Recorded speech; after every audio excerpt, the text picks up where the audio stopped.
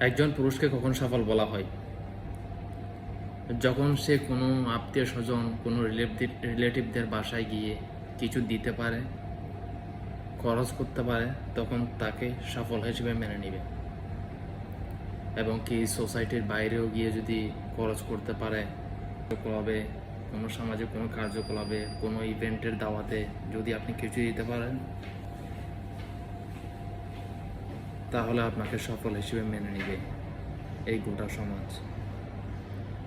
যদি কিছু দিতে পারে, যদি আপনি কিছু দিতে না পারেন, এই সমাজে আপনাকে মূল্যায়ন করবে না, আপনাকে তার তুচ্ছ তাচ্ছিল্য করবে, রেসপেক্ট দিবে না আপনাকে।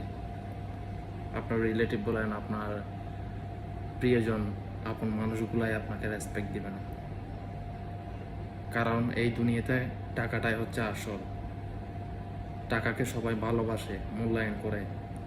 এই সমাজ, সোসাইটি সবাই এই টাকার ভালোবাসাকে মূল্যায়ন করে। যতক্ষণ আপনার টাকা আছে, এই সমাজের আপনার ভালোবাসা আছে, আপনার আপন মানুষগুলোর মধ্যেও ভালোবাসা আছে আপনার জন্য।